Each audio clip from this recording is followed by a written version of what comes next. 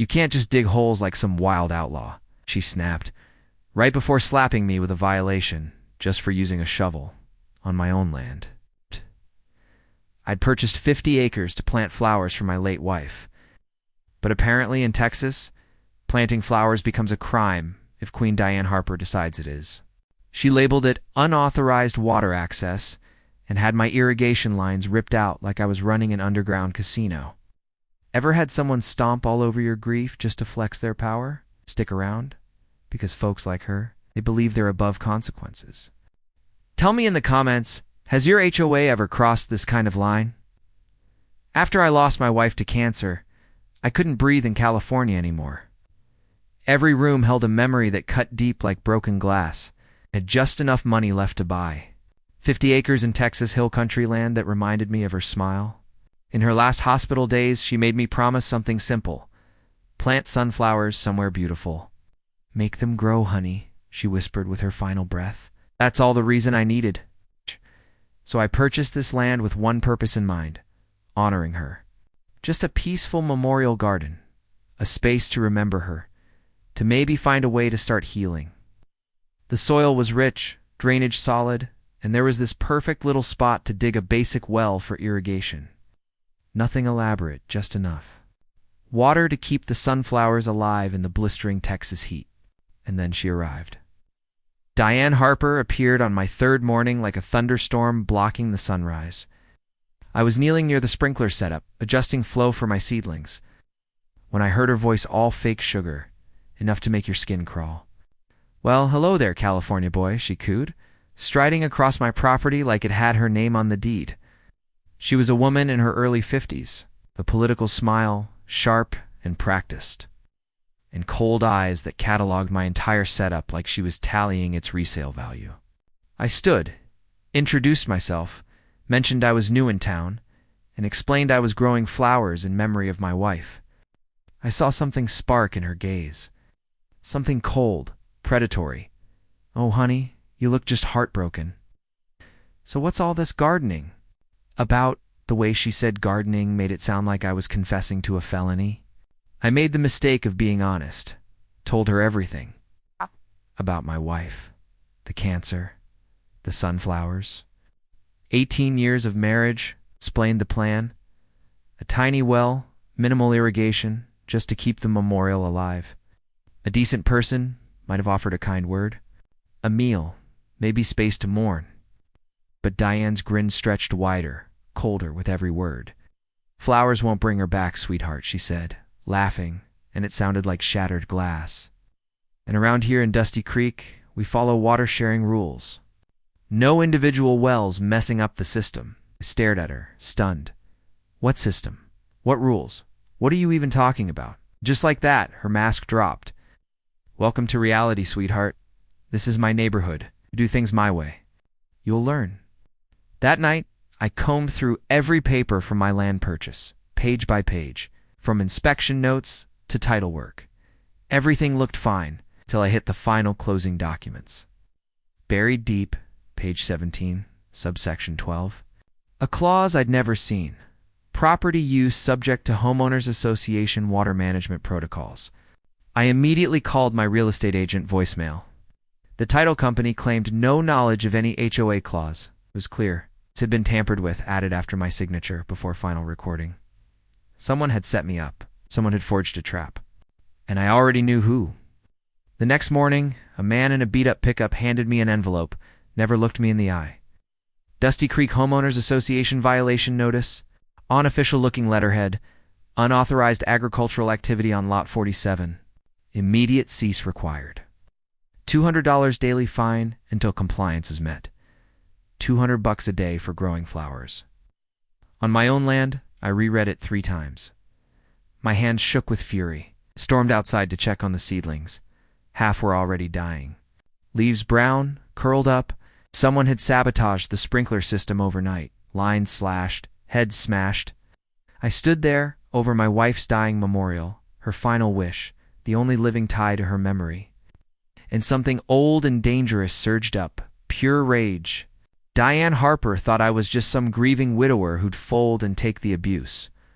She didn't know she was picking a fight with a man who'd spent 15 years fixing water systems. A man who understood water, flow, control. A man with nothing left to lose. But what she did next? That's when I crossed my own line. Comment flowers if you've ever had someone attack something precious, because this gets worse, much worse, before it gets better. Diane didn't stop after killing the sunflowers once. She wanted me to break, wanted to turn my wife's memorial into her amusement. Every time I replanted, they came, again and again. Not quick, not subtle. Her maintenance crew would arrive within 24 hours, destroy each tiny plant like it was part of some twisted ritual. Scatter the seeds, break the irrigation lines just enough to cost me. And she'd sit on her porch like royalty, sipping sweet tea, watching my heart break. This wasn't about rules. This was about power, about cruelty. She fed off grief like a vampire feeding on suffering. The fourth time she destroyed the garden, I was loading hardware into my truck when a beat-up pickup pulled into the driveway. A man stepped out, rough hands, hollow eyes, grief I instantly recognized. His shirt said Murphy's Auto Repair. "You the sunflower guy?" he asked. No greeting, just worn sympathy. She got to you too. His name was Diesel Murphy. He'd been watching from his land down the road. He had an 80-acre family ranch passed down 3 generations. Cattle, corn, modest. Then Diane Harper targeted him for overusing water. He spat into the dirt. 6 months later, I lost everything. His story made mine seem almost tame. Fake county inspections, mysterious rule violations, fines that piled up like snow. Legal costs drained him. "She doesn't just take your land," he said, fists clenched. "She breaks you first, makes you watch what you love die, then buys it." He now lived in a tiny apartment, his family's legacy, weeds, and he wasn't the only victim. Peterson, another widower, lost his wife's vegetable garden. A young family was driven back into apartments. A veteran with PTSD had his therapy garden destroyed until the trauma landed him in the hospital. Every case followed the same sick pattern. Find what matters most. Destroy it. Use official language to bury them. "She finds your joy," Diesel said, "then kills it slow until you sell." Then came my notice. A contamination sign taped to my door. Claimed to be from a county water inspector. Said my well tested positive for dangerous bacteria. All usage suspended immediately. No timeline for retesting. No water, no sunflowers. I turned on the kitchen faucet. Just air. They'd shut it off. Called the county. Inspector didn't exist. Called the state. No record of testing. All fake. But in Diane Harper's world, fake was enough. That night I used my water systems training to dig into it. I'd spent 15 years in municipal water work back in California. Pressure systems, pump lines, flow tracing. I knew what to look for. What I found made me boil. Diane's cattle ranch was illegally tapped into the main water line through hidden pipes. She wasn't just controlling it. She was stealing it. While the rest of us got low pressure and high bills, her ranch guzzled water like royalty. She'd blame drought, then swoop in with offers to buy land from struggling families. 6 had already lost their homes that way. I mapped her illegal system over 3 days. Not complex, just sneaky. Night pumps. Redirected flow. But there was one major flaw. Her setup only moved water one direction. And I knew exactly how to reverse it. Type revenge if you think Mark should fight back. Because you won't believe what she was really doing to all of us. My investigation was about to uncover something massive, far bigger than I thought. With basic flow meters and quiet nights, I followed the lines. What I discovered wasn't just theft, it was a pattern. Fraud so deep it had torn families apart for years. Diane Harper didn't just steal my water or diesels. She stole everyone's. Created fake shortages. Watched people collapse under the weight, then bought them out. This wasn't HOA pettiness. It was organized crime, dressed up in community paperwork. And thanks to my experience, I could see every single leak in her empire. You can't just start digging holes like some outlaw. She hissed, right before hitting me with a violation just for using a shovel on land I owned. I had bought 50 acres to fulfill a promise, to plant flowers in honor of my late wife. Apparently, if Queen Diane Harper has her say, planting flowers in Texas counts as a crime. She labeled it unauthorized water access and had my irrigation lines ripped out like I was running some shady underground operation. Ever had someone trample your grief just to show off their authority? Stick around. People like her always think they're untouchable. Tell me in the comments, has your HOA ever pulled something this absurd? After my wife died from cancer, I couldn't stay in California another day. Every corner of our home was filled with memories that stabbed like broken glass. I had enough. Money left to purchase 50 acres of Texas Hill country land that looked like her smile. In her final days in that hospital bed, she asked me to promise her one thing: plant sunflowers somewhere beautiful. Make them grow, honey, were her last words. And that was all the motivation I needed. I bought the land solely to keep that promise. A simple memorial garden to honor her, and maybe to begin healing. The land had rich soil, perfect drainage, and a natural spot that could icily house a basic well. Nothing fancy, just enough water to keep those flowers alive in the brutal Texas heat. Then she came. Diane Harper showed up on my third morning like a thunderhead rolling in. I was down by my sprinkler system, adjusting the pressure, when I heard her syrupy voice, too sweet to be sincere. "Well, hello there, California boy," she called out, walking across my land like it was hers. Mid-50s, plastic smile straight, out of a campaign ad, eyes that scanned everything like she was counting its worth. I stood, introduced myself, said I was new, explained that I was growing flowers for my late wife. Something predatory flashed behind her eyes. "Oh, honey, you look just miserable. What's all this gardening for?" Her tone made it sound criminal, and I made the mistake of telling her the truth about my wife, the cancer, the sunflowers, the promise. I described the well, the simple irrigation system, just enough for a tribute garden. Any decent human might have offered condolences. Maybe a casserole, maybe just space. Not Diane. Her grin widened and turned sharp. "Flowers won't bring her back, sweetheart," she laughed, cold and hard. "And around here in Dusty Creek, we have water sharing rules." "No!" "Private wells messing things up." I stared at her. "What rules? What system? What the hell are you even talking about?" And then the mask dropped. "Welcome to the real world, sweetheart. This is my neighborhood. Things go my way. You'll figure that out soon enough." That night, I combed through every document I had on the land purchase, contracts, inspections, titles. Everything checked out, till I hit the final closing packet. Page 17, subsection 12. Property use subject to Homeowners Association water management protocols. It hadn't been there during the deal. I called my agent straight to voicemail. The title company denied knowing anything about an HOA. It was clear the documents had been changed after I signed, but before they were recorded. Someone had pulled a fast one, hooked me into HOA rules I never agreed to. I knew exactly who.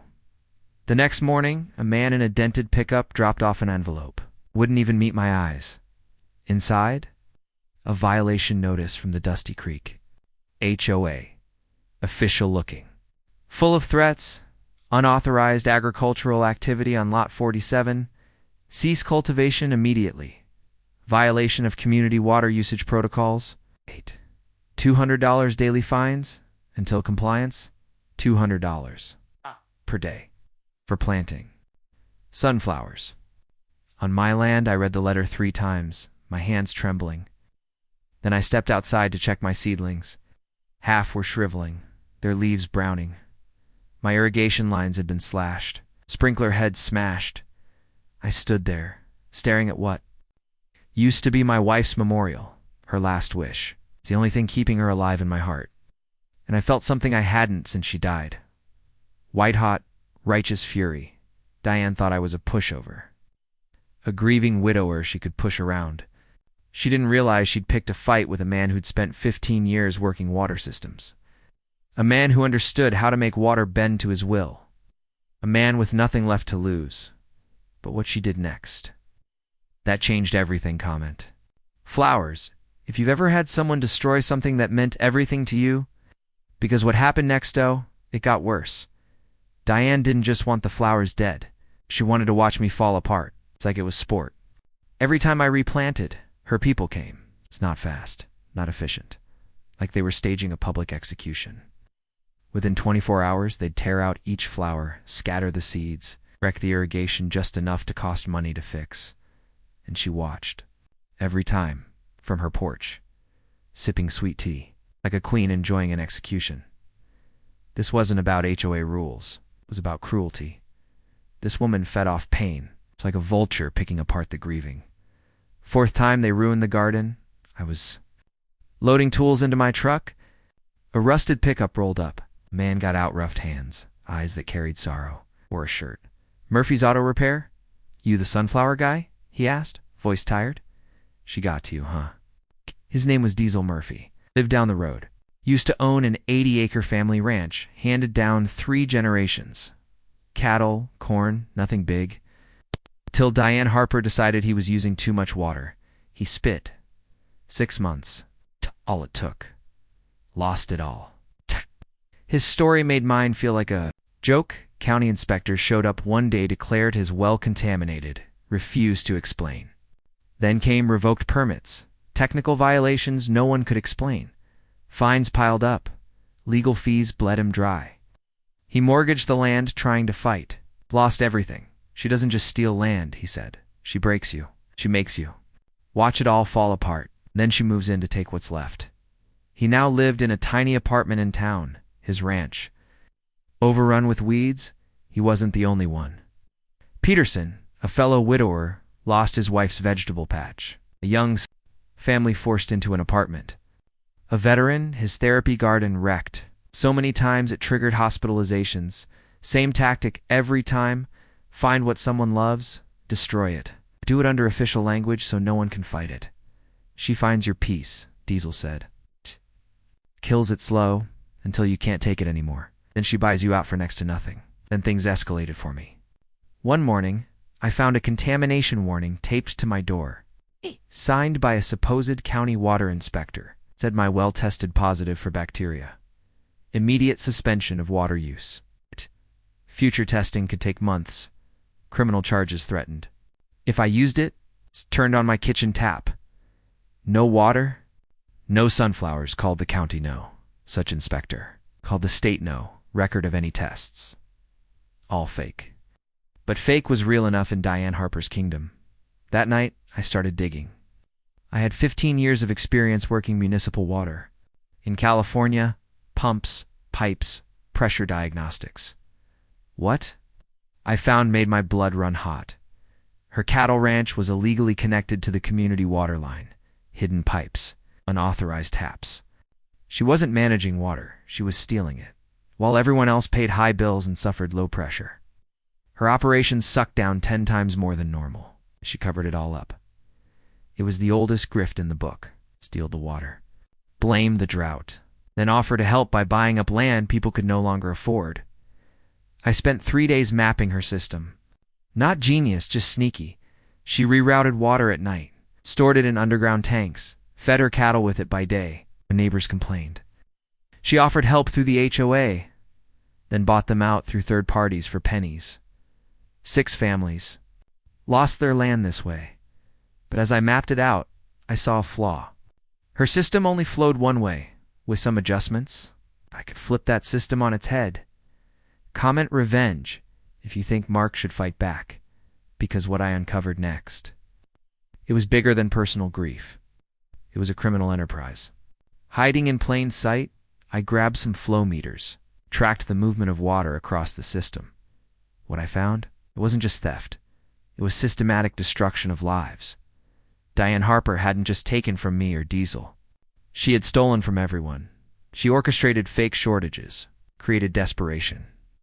And when people were at their lowest, she swooped in. This wasn't just HOA bullying. It was organized crime, wrapped in community smiles. And because of my background, I could trace every drop.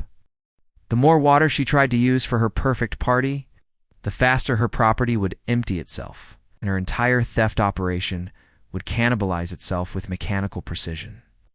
The party began at 2 o'clock on a blazing Saturday afternoon with guests arriving in their best clothes to pay homage to Dion's empire and pretend they enjoyed her company while secretly hoping someone else would become her next target. From my position on a hill overlooking her ranch, I could see the white catering tents, hear the country music, and watch about 40 people milling around, pretending to have fun while being careful not to say or do anything that might draw Diane's attention in a negative way. The irony wasn't lost on me that these were the same neighbors who'd watched her destroy family after family without lifting a finger to help, who'd attended previous celebrations while victims like Diesel lost everything they'd built over generations of hard work. They'd enabled her cruelty through their silence and their cowardice, and now they were about to witness the consequences of their complicity in a spectacle they'd never forget. At exactly 3:15. As the party hit full swing and Diane's water usage peaked for her perfect presentation, I activated the final component of my system and sat back to watch justice unfold. The reversal didn't happen all at once. That would have been too obvious and might have allowed her to shut down the system before maximum damage was achieved. Instead, my modifications created a gradual but accelerating drain that would be invisible until it reached critical mass and became impossible to stop or reverse. For the first hour, everything appeared completely normal from the guest perspective. Diane's sprinklers continued operating. Her decorative fountains kept bubbling merrily, and her cattle continued drinking from what appeared to be full water troughs throughout the property, but beneath the surface. Her entire water infrastructure was working against itself with increasing efficiency. Every gallon her pumps moved was being pulled from her own storage instead of the community supply, and her underground systems, which normally held a 3-day supply of stolen water, began emptying at a rate that increased exponentially as her systems tried to compensate for the dropping pressure by pumping harder and faster, accelerating their own destruction. The first sign of trouble came at 4:30 when guests started, noticing that the decorative fountains were beginning to sputter and lose pressure. Diane initially dismissed it as a minor fluctuation. It's probably caused by the county doing maintenance work somewhere down the line. But her confidence was already showing small cracks as she barked orders at her ranch hands to check the main pumps and make sure everything was operating normally. Within minutes, her sprinkler systems began showing irregular spray patterns, shooting water in erratic bursts before dropping 2 weak trickles that barely wet the ground. The catering staff complained that the outdoor kitchen was losing water pressure just as they needed to clean up from the main meal service. And guests began commenting that the fountains seemed to be running dry. Diane's perfect party was developing. Very visible flaws in real time, and everyone could see her starting to panic as she realized something was seriously wrong with her water system, and she had no idea what or how to fix it. By 5 o'clock, the situation had escalated from embarrassing to catastrophic, and Dion's empire was collapsing in front of 40 witnesses who would spread the story throughout the county within hours. Her irrigation systems had stopped working entirely, leaving her prize landscaping to wilt in the 100-degree heat while her guests watched in fascination. Her cattle, accustomed to constant access to full water troughs, began showing signs of distress as their automatic watering systems failed and left them with empty containers under the blazing Texas sun. The decorative fountains that were supposed to showcase her prosperity had turned into dry concrete bowls filled with dead fish and green algae, creating a smell that drove guests away from entire sections of her property. It's most devastating of all for her reputation and her future plans, the community's water pressure, which had been weak and irregular for years due to her theft, suddenly improved to levels no one had seen in half a decade. And guests began commenting excitedly about how their own homes were finally getting strong water flow for the first time in years. From my observation point, I watched Diane's empire collapse in real time while her own party guests witnessed every humiliating moment of her downfall. The satisfaction was sweeter than anything I'd experienced since my wife's death. Her ranch hands ran frantically between pump houses and valve stations trying to restart systems that appeared to be functioning normally, but somehow weren't producing any water. Diesel, who'd been invited to the party despite his history with Diane, later told me that she'd moved like a woman possessed, screaming orders that made no sense and threatening to fire anyone who couldn't immediately identify and fix the sabotage. That was ruining her celebration, but there was nothing to fix and no sabotage to undo. Ow. My system was working exactly as designed, using her own equipment to drain her own property while returning stolen water to its rightful owners throughout the community.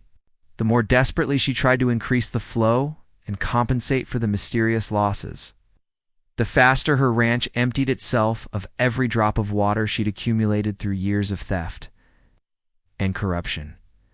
The party ended in chaos and mutual recrimination, with guests fleeing the increasingly surreal scene of Dion's public meltdown as the sun began to set over her dying empire. As darkness fell, her ranch looked like a disaster area.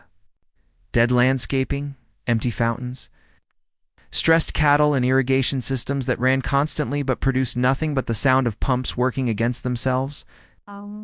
Meanwhile, every house in Dusty Creek was experiencing the best water pressure in years, as 40% of the community's capacity was suddenly returned to the people who'd been paying for it all along. Watching Diane, Harper's cattle ranch, die of thirst while the community's water flowed strong again, I felt my wife's spirit smiling down on me from whatever peaceful place she'd found beyond this world of greed and cruelty.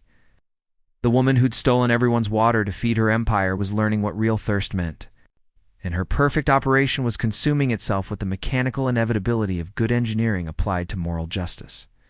But the best part, this was only the beginning of her downfall. And what came next would prove that some mistakes create consequences that last forever. Comment karma if this gave you chills, 'cause wait until you see how permanent this really becomes. Comment karma if this gave you chills, because wait until you see how permanent this really becomes. The morning after Diane's disastrous party, I expected her to call in repair crews, bring in water trucks, maybe even hire expensive engineers to figure out what had gone wrong with her previously reliable theft system. Now, what I didn't expect was for her to double down on the same intimidation tactics that had worked for her in the past, apparently believing that her network was strong enough to overcome any technical problem. Through brute force and legal threats, instead of addressing the mechanical failure that was systematically draining her ranch, she claimed it was sabotage. Demanded everyone attend a mandatory emergency meeting. She decided to crack down harder on the community, assuming that someone was undermining her operation, and that enough intimidation would force them to confess and reverse whatever they'd done. It was exactly the wrong response at exactly the wrong time, and it accelerated her destruction far beyond what I had originally planned. The meeting was scheduled for the very next evening, with mandatory attendance and threats of escalating fines for anyone who failed to show up and demonstrate their commitment to community security.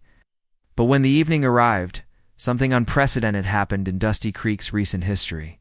People simply didn't come. For the first time in years, area residents had strong water pressure in their homes, reasonable monthly bills that actually reflected their usage, and functioning irrigation systems that allowed their gardens and lawns to flourish. They could see the direct correlation between Dion's water crisis and their own dramatically improved situation. And more importantly, they could finally understand exactly what she'd been taking from them all these years through her elaborate scheme. The handful of people who did attend weren't there to apologize or confess. They were there to ask pointed questions about why their water service had suddenly improved just as her ranch was failing. That's when state investigators showed up. At Dion's ranch, and her carefully constructed house of cards began collapsing faster than her water pressure had the day. Before, someone had filed detailed complaints with the Texas Water Development Board about unauthorized water usage and possible irregularities in the community's supply system. The state took water violations very seriously, especially when they involved public utilities and municipal systems that served multiple families. And they had the authority and resources to conduct thorough investigations that local officials couldn't ignore or cover up. Within hours of arriving with their specialized equipment and legal authority, the investigators had discovered the unauthorized taps, unpermitted pumps, and hidden pipeline network that Diane had been using to extract water for over 5 years.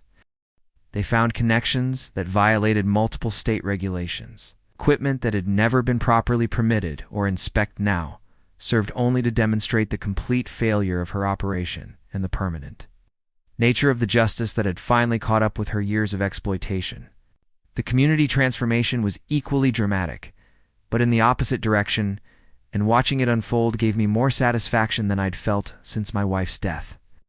Families who'd been struggling with high water bills and low pressure for years suddenly found themselves with reliable service at reasonable prices that actually reflected their usage rather than subsidizing Dion's unauthorized operation.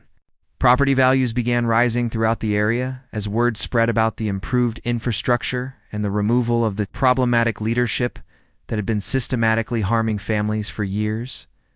New residents started moving in, attracted by the rural setting and the community's growing reputation for standing up to exploitation and protecting honest families from predatory schemes.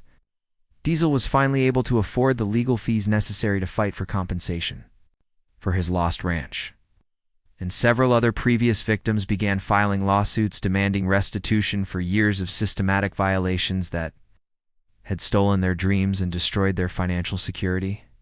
For the first time in half a decade, Dusty Creek felt like a real community instead of Diane Harper's personal kingdom.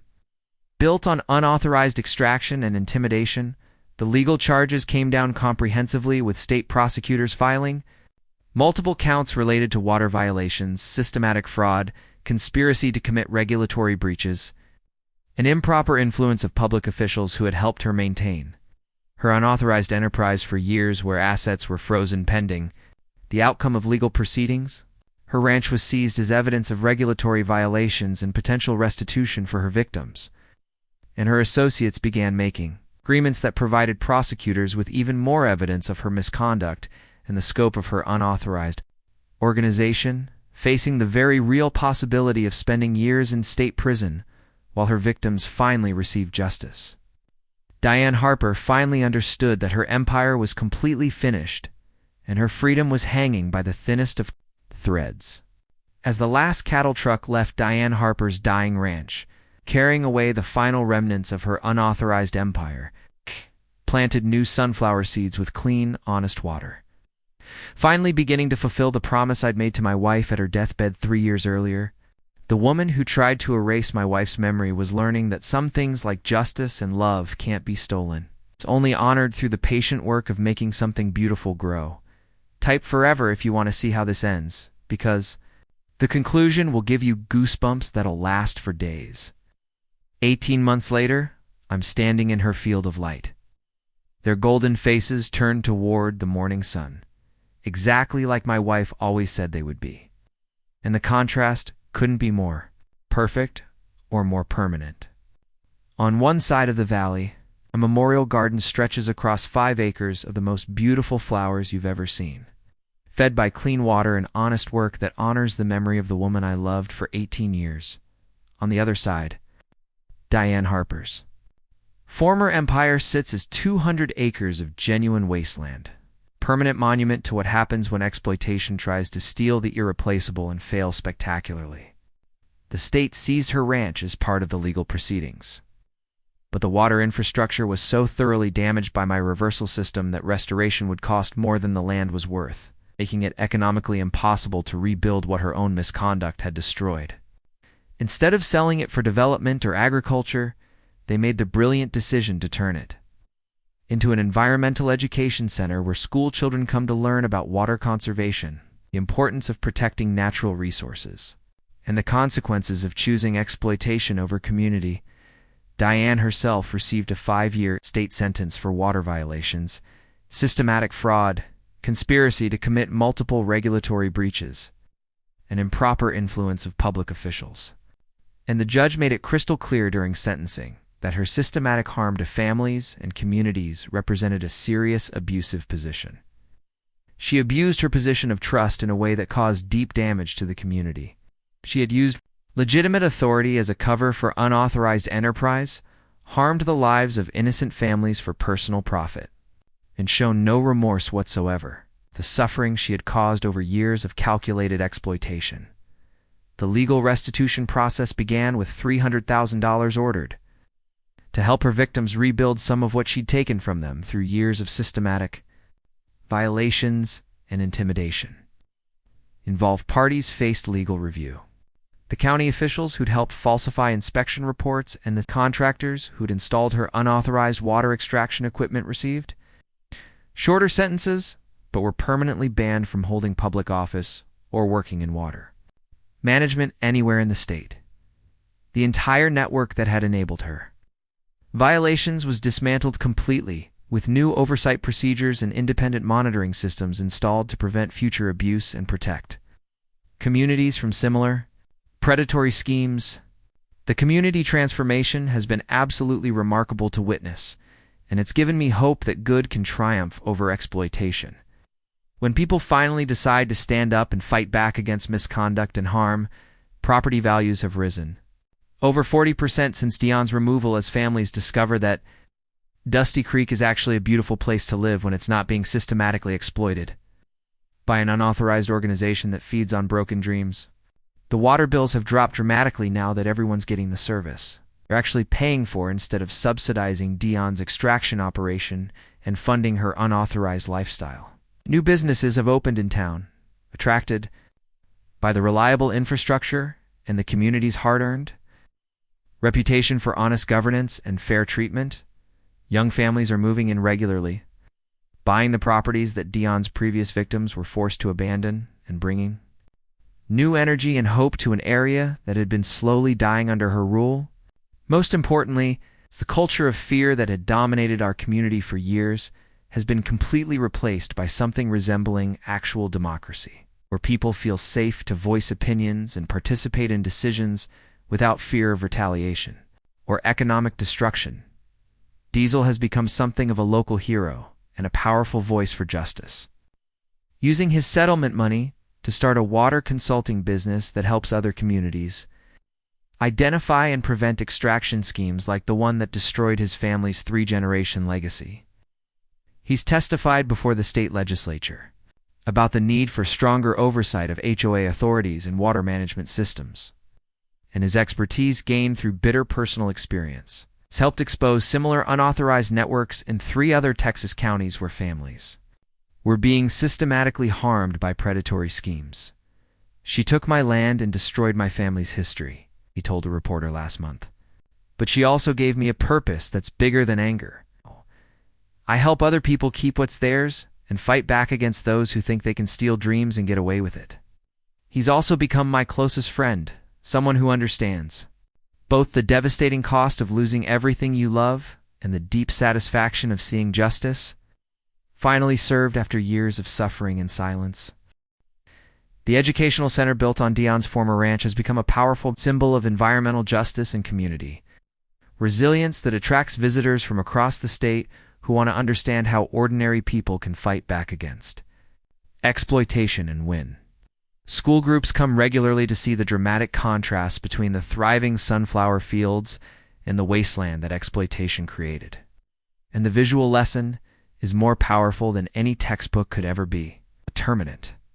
Displays explain how water violations damage entire ecosystems, how misconduct destroys communities from within, and how individual citizens can organize to fight back against abuse of power when institutions fail to protect them. There's a moving section dedicated to all the families who were driven from their homes by Dion's unauthorized schemes, with photos and stories that ensure their suffering won't be forgotten and their courage in rebuilding their lives will inspire others. Most meaningfully to me personally, there's a beautiful section dedicated to my wife's memory, explaining how her dying wish for a sunflower garden became the catalyst for exposing an unauthorized enterprise that had been destroying lives for years and might have continued indefinitely if she hadn't given me the strength to fight back. But the most satisfying part of this entire story isn't the legal justice or the community healing or even the successful memorial garden that finally honors my wife's memory the way she deserved. It's the simple fact that golden petals she never got to see have become something much bigger and more meaningful than either of us ever imagined. When she made that final request in her hospital bed, "Every year I harvest seeds from the strongest and most beautiful plants and give them away free to anyone who wants to grow their own memorial garden or honor someone they've lost." Hundreds of families across Texas now have sunflower patches planted in memory of loved ones they've lost to cancer, accidents, war, or simply the passage of time. and each one is connected to my wife's story and the larger lesson about fighting for what matters most when exploitation tries to destroy it. Cancer support groups use the flowers, promised, as symbols of hope and resilience in the face of seemingly impossible odds. Veterans with PTSD find peace working in therapeutic gardens filled with herb blooms, discovering that growing something beautiful can help heal invisible wounds. Children learn about the importance of keeping promises to the people we love, even after they're gone, and carrying forward their dreams when they can no longer pursue them themselves. The irony is absolutely perfect and completely permanent. Exactly the way justice should be when it finally catches up with people who choose exploitation over good. Diane Harper tried to create drought in my garden to break my spirit and erase my wife's memory. So, I created permanent drought in her ranch that will last for generations. She tried to steal water and break spirits forever through systematic harm. But instead, she taught an entire community about the power of standing up to exploitation and the critical importance of protecting what you love from people who would destroy it for profit. Her ranch will remain a wasteland for decades to come. A visible reminder that some mistakes have consequences that last forever, and some violations create their own justice. Meanwhile, my wife's sunflowers bloom eternal, fed by honest water and tended by hands that remember love and understand that beauty can grow from the ashes of injustice. When good people decide to fight back against exploitation, standing here, among 10,000 golden faces turned toward the sun, I can almost hear my wife's voice on the wind telling me she's proud of what grew from her final request and the promise I made to honor her memory. Diane Harper is a forgotten name serving time.